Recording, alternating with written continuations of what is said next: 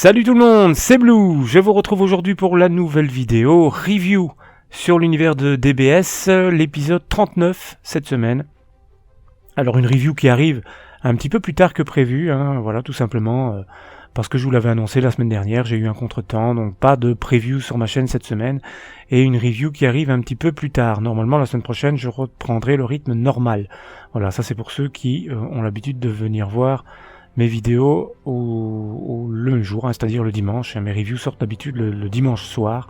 Là, ça n'a pas été le cas et normalement, ça reprendra le rythme normal la semaine prochaine. Alors, comme d'habitude, spoiler, pour ceux qui auraient cliqué sur ma vidéo, voilà, qui seraient un petit peu curieux, mais qui ne voudraient pas être spoilés, je vous le dis, spoiler. On reparle complètement de l'épisode 39 et je parlerai également des épisodes 40 à 41. Alors, cet épisode donc va traiter de la suite de l'affrontement entre Son Goku et Itto, tout simplement. Suite, mais pas fin de leur affrontement. On pensait que le combat aurait pu éventuellement se terminer dans cet épisode-là, ce ne sera pas le cas, mais c'est un épisode. Je ne vais pas attendre la fin de la review pour vous le dire, c'est simplement le meilleur, je pense, épisode, et je m'y attendais, quand j'ai vu Son Goku qui commençait à bien s'en sortir contre Itto, je me suis dit on est parti pour avoir peut-être le meilleur épisode de la série, mais de la série jusqu'à maintenant, non pas qu'on n'espère pas que ce sera le meilleur épisode de la série, mais jusqu'à présent, après 39-40 épisodes, on a vraiment le meilleur épisode, ça c'est clair et net, parce qu'on a enfin l'intensité qu'on voulait, on a enfin le beau combat à voir pour les yeux, voilà, c'est enfin un combat qui nous fait hérisser les poils. C'est un truc de malade cet épisode-là, et ça fait vraiment plaisir de voir qu'enfin, après près de 40 épisodes, il se bouge le fion pour nous sortir un truc de fou. Voilà, donc qu'est-ce qui se passe dans cet épisode-là ?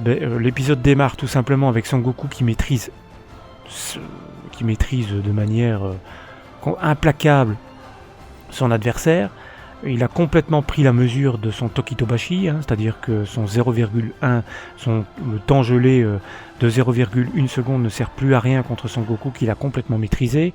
Itto a beau être un très beau combattant et être très rapide, il l'avoue lui-même qu'il a atteint ses limites, mais c'est là que Itto, alors qu'on se dirigeait vers un combat assez rapidement joué finalement, on s'attendait à ce que Son Goku l'emporte assez rapidement et que du coup l'univers 7 soit vainqueur, ça n'arrivera pas, du moins pas tout de suite, puisque Itto a plus de réserve qu'on ne le pensait, c'est-à-dire qu'il va tout simplement tenter d'imiter Son Goku d'une certaine manière, et il va simplement concentrer son énergie et il va se rendre compte lui-même, il ne le savait pas, mais qu'il avait des ressources cachées, qu'il avait plus de potentiel que lui-même pouvait le croire. Et il va tout simplement, durant cet épisode, avoir un espèce de power-up. Il va augmenter son énergie, augmenter sa rapidité, augmenter son intelligence durant tout l'épisode, et ça va devenir effroyable pour Son Goku, puisque on va avoir un Itto qui va pouvoir geler le temps beaucoup plus longtemps. C'est-à-dire qu'il va d'abord commencer, il va avoir 2 power-up dans cet épisode-là. Il va pouvoir geler le temps, premièrement, de 0,2 secondes, ce qui va déjà poser de gros problèmes à Son Goku. Et ensuite, vers le milieu de l'épisode, on va avoir un Itto qui va être capable de geler le temps de 0,5 secondes. Et il le dit lui-même, son énergie augmente, augmente sans cesse. Et à chaque fois que Son Goku va être plus fort, lui aussi va être plus fort. C'est là que Son Goku va nous sortir l'apothéose de l'épisode, c'est-à-dire qu'il va nous sortir sa botte secrète, qui nous avait annoncé dans la preview de l'épisode 39, et sa botte secrète, tout le monde la connaît, mais elle est présentée de manière tellement formidable dans cet épisode-là que voilà, c'est ça qui rend l'épisode génialissime, c'est le fameux Kaioken. C'est un Kaioken qui est déjà c'est le Kaioken que tout le monde connaît, que Son Goku n'a plus utilisé depuis très longtemps, mais c'est un Kaioken, c'est un Kaioken qui va fusionner avec le Super Saiyan Blue. Alors ce Kaioken est toujours aussi dangereux qu'avant, mais Son Goku va parvenir à essayer de fusionner les deux. Il va réussir à fusionner les deux, et une image que j'ai vraiment bien aimée dans cet épisode-là, c'est que, si je ne me trompe pas, je me trompe peut-être, vous pouvez me le dire, mais si je ne me trompe pas, je pense que c'est la première fois qu'on voit un guerrier qui a 2 auras. Enfin, ça m'a frappé, c'était beau, c'était vachement beau. L'aura divine, l'aura du Super Saiyan Blue, et l'aura du Kaioken rougeoyante tout au-dessus de l'aura bleue. C'est tout simplement génial. Et plus il se concentre, plus l'aura rouge descend et a l'air de fusionner avec l'aura bleue. C'est ça qui était vraiment... moi j'ai vraiment trouvé ça superbe, mais c'est pas simplement joli, c'est que ça va permettre à Son Goku d'avoir pendant une petite durée de temps d'avoir une force absolument démentielle, c'est-à-dire qu'il va augmenter sa rapidité, il va augmenter sa puissance, lui aussi va augmenter son intelligence, et il indique que c'est un Kaioken, on l'entend quand il le hurle, il indique que c'est un Kaioken x10, alors qu'à l'époque c'était pas un Kaioken x10, je pense que c'était un Kaioken x2 ou x3, mais là il a atteint le niveau 10 quoi, donc c'est un Kaioken surpuissant qu'il gardait en réserve. Il le gardait en réserve parce que c'est pas une technique, d'après ce que Son Goku dit, c'est pas une technique qui est vraiment au point, et il le gardait en réserve pour affronter une deuxième fois le Seigneur Beerus. Mais voilà, et là ce qui est marrant, c'est que le Seigneur Beerus, non seulement il dit que Son Goku aurait dû utiliser ces techniques bien avant, mais on a l'impression que le Seigneur Beerus est un petit peu impressionné quand même par cette technique. Il est impressionné, et je pense que si Son Goku l'avait utilisé contre lui, chose qui n'aurait pas été possible puisqu'à ce moment-là il n'avait pas atteint le Super Saiyan Blue, mais ça aurait fait des dégâts, je crois. Je crois que ça aurait fait des dégâts, et je crois que Son Goku aurait pu vraiment faire très mal à Beerus. Peut-être pas gagner, mais faire mal. On voit que Beerus est un mélange d'excitation et il est impressionné. Mais il y a de quoi, parce que dans cet épisode-là, c'est vraiment super impressionnant, ce Son Goku en Kaioken Blue. C'est vraiment super impressionnant, et on peut voir à un moment donné, on en parlait dans une de mes dernières vidéos, du Super Saiyan White. On peut voir à un moment donné, quand Son Goku affronte justement Itto en Kaioken Blue, on a l'impression que c'est un jeu de couleurs. C'est absolument pas une nouvelle transformation, c'est une nouvelle technique, mais on a vraiment l'impression à un moment donné que Son Goku a les cheveux blancs sur certains plans. On a vraiment l'impression qu'il a des cheveux blancs, et voilà, ça donne un petit peu un avant-goût de ce qu'aurait donné Son Goku en Super Saiyan White, mais ça le fait bien, et c'est peut-être pas forcément une idée qui est morte, hein. Ça sera peut-être réutilisé plus tard. Voilà. Son Goku en Kaioken Blue va tout simplement démonter Itto, et son Tokitobashi ne sera plus d'aucune utilité. Même en 0,5 secondes, Son Goku est plus rapide, plus puissant, et Itto ne peut tout simplement pas le voir. Il ne peut pas le voir, il ne peut pas le percevoir, tellement Son Goku va vite. Et voilà, ce qui fait que le Tokitobashi n'est d'aucune utilité, puisque Itto ne peut pas percevoir son adversaire. C'est un combat absolument démentiel qu'on a entre les deux. Son Goku est plus fort, plus badass, plus puissant, mais il sait qu'il ne peut pas utiliser cette technique longtemps, puisque ça met en branle son corps, hein. Il risque d'y rester s'il utilise cette technique trop longtemps, même s'il la maîtrise de mieux en mieux. C'est une technique qui reste toujours aussi dangereuse, et il décide d'en finir assez rapidement, puisque sinon Itto risquerait d'aussi augmenter sa puissance, et risquerait de lui poser problème. Alors l'épisode se termine avec un fameux et un puissant, un titanesque Kamehameha. Voilà, l'épisode se termine peu après ça, et voilà, ça se termine alors qu'il y a une espèce de grosse explosion. Moi je pensais, quand l'épisode s'est terminé, qu'on aurait le ring qui exploserait complètement. Mais en fait, après, on peut voir dans la preview de l'épisode 40 que c'est pas le cas, et que le combat continue en fait. Et dans la preview, on peut nous dire que Itto n'a pas encore dit son dernier mot, hein. Non seulement dans l'épisode 39, on voit qu'il est monté en puissance, mais dans l'épisode 40, le combat ne va pas se terminer aussi rapidement qu'on pourrait croire. Donc on se dirige peut-être vers un épisode 40 qui sera entièrement dédié au combat, à la fin du combat Son Goku 8, et à la fin peut-être avoir ce qui était prévu, c'est-à-dire la fameuse conclusion où on a Champa qui commence à péter un câble contre ses guerriers.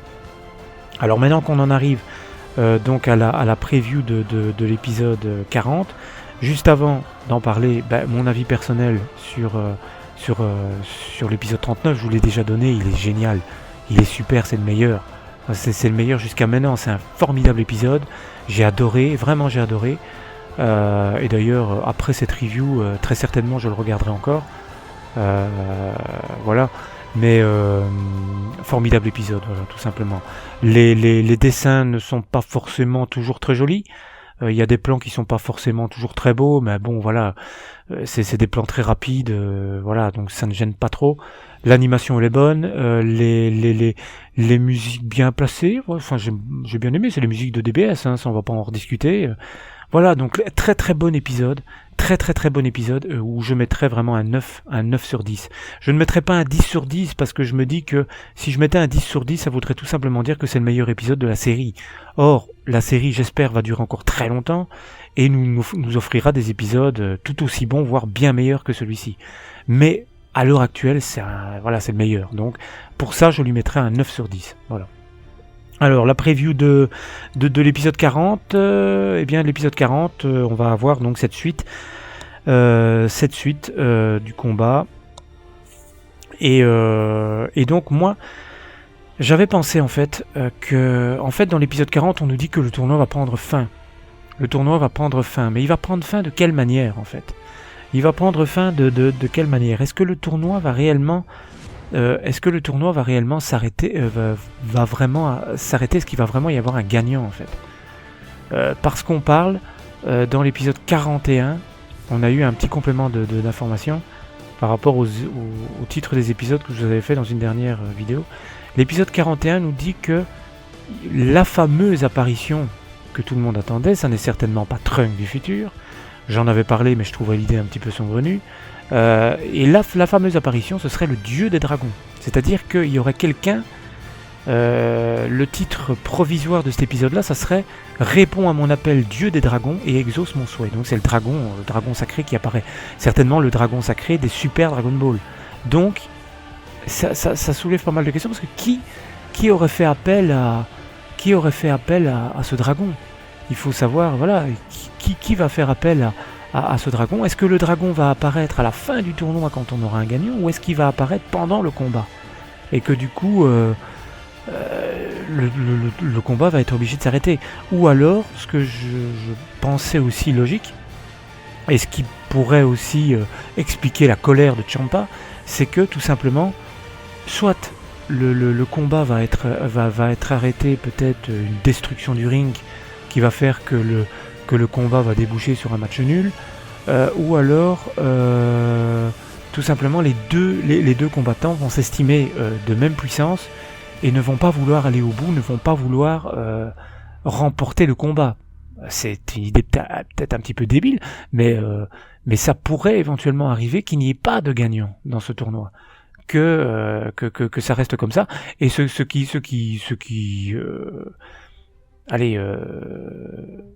expliquerait aussi pourquoi Ciampa se fâcherait contre ses guerriers, puisque même s'il ne perd pas, Ciampa veut gagner. Mais là, il perd pas, mais il gagne pas. Voilà, Ciampa, lui, il veut pas match nul, il veut gagner. Donc, le fait d'avoir un match nul pourrait aussi le mettre dans une grande rage. Voilà. Donc, ça devient difficile de savoir vraiment s'il y aura un gagnant dans ce tournoi. En tout cas, apparemment, on peut comprendre que Ito ne remportera pas la victoire, puisque sinon Ciampa n'exploserait pas de rage. Donc, apparemment, l'univers 6 ne va pas remporter. Mais est-ce que l'univers 7 va vraiment gagner ? Ça, c'est la question que je me pose. Voilà, maintenant, on aura certainement la réponse dans l'épisode 40, à la fin ou au milieu de l'épisode 40, puisque le combat n'étant pas terminé, à mon avis, on va encore s'y attarder pas mal quelques minutes. Et voilà, donc ça serait intéressant de savoir ça dans les 2 prochains épisodes. On a une confirmation donc, que le dieu des dragons va apparaître. Donc voilà, ça sera pas certainement, ce sera sûrement un dragon bien plus puissant que ceux qu'on a eu l'habitude de voir, et le tout est de savoir qui va les appeler et pourquoi. Voilà, ça fera peut-être l'objet d'une vidéo théorie quand j'aurai réfléchi à la question, mais voilà, ce serait intéressant, et n'hésitez pas, comme d'habitude, vos théories, vous pouvez les mettre en commentaire dans cette vidéo aussi, hein. Voilà, comme ça on peut en discuter. Et donc voilà, ça s'annonce vraiment sous les meilleurs auspices cette série, puisque ça monte en puissance. Et je pense qu'à la fin de ce tournoi, à la fin officielle de ce tournoi, on va arriver vers quelque chose de vraiment pas mal. Parce que, bon voilà, Ito à lui tout seul nous révèle des choses vraiment énormes. Sa technique du Tokitobashi, sa faculté à s'améliorer durant le combat comme le font les Saiyans. Il a une capacité, il a la même capacité que les Saiyans finalement, hein, Ito. Il a la même capacité que les Saiyans alors qu'il n'en est pas un. Donc ça serait intéressant de savoir d'où est-ce qu'il vient, quelles sont ses réelles origines, est-ce qu'il est capable de se transformer, est-ce qu'il est mauvais, est-ce qu'il est bon, est-ce qu'il est neutre. Enfin, il y a plein de questions qu'on se pose et on aura les réponses d'ici peu, je crois, d'ici 1 ou 2 semaines. On aura les réponses. Maintenant, en terminant cette vidéo-là, je dirais que ça n'est pas certain que la semaine prochaine on ait un épisode de DBS, tout simplement parce qu'il y a eu le séisme au Japon. Et voilà, on n'est pas certain d'avoir un épisode, ce qui serait logique évidemment après un tel drame. Ce n'était déjà pas sûr que l'épisode soit diffusé ce week-end, ça a été le cas, donc peut-être qu'il y aura un épisode supprimé la semaine prochaine. C'est pas officiel, mais c'est possible, mais ce serait compréhensible, hein, naturellement. Voilà. Donc je terminerai aussi en parlant de l'audience de l'épisode 38. Alors l'audience de l'épisode 38, de nouveau, c'est incroyable de voir que DBS joue vraiment au yo-yo. C'est vraiment du yo-yo, quoi. L'épisode 37 était à 6,3 et l'épisode 38 retombe de nouveau en dessous des 6. On est à 5,8. Voilà. C'est un peu dommage, hein, de voir DBS qui joue au yo-yo comme ça. Mais encore une fois, je vous dis, quand les audiences sont faibles, Dragon Ball est à une bonne place, et quand les audiences sont plus hautes, il baisse de place. Et ben là, ça ne dérogera pas à la règle, puisque il est à 5,8, mais il termine quand même 5e du classement, ce qui est quand même pas mal, et ce qui porte quand même à croire que DBS est quand même amené à continuer, voilà. Parce qu'il faut quand même pas oublier qu'il est détrôné par des mangas, par des animés comme Detective Conan, One Piece. Bon, tout ça c'est des indétrônables, hein. Ça va être difficile pour DBS de le détrôner. Et puis voilà, je vous le répète, les audiences, ça veut strictement rien dire. Ça ne révèle pas le véritable succès de la série. Ne se montre pas rien qu'avec les audiences. Voilà. Donc voilà. Écoutez, je vais en finir avec cette vidéo et on se retrouve bientôt, hein, pour une vidéo théorie si l'envie m'en prend. Si j'ai des idées à vous faire partager, je n'hésiterai pas à faire une nouvelle vidéo théorie. En attendant, n'hésitez pas à me donner vos avis sur cette vidéo, à liker si vous aimez, à vous abonner si vous voulez être au courant des prochaines vidéos. Et j'en profite encore une fois pour vous dire merci, puisque les abonnés ne cessent d'augmenter. On est maintenant à 230. C'est super, donc voilà, je vous dis encore une nouvelle fois merci. Et on se retrouve à bientôt pour une nouvelle vidéo. Salut à tous!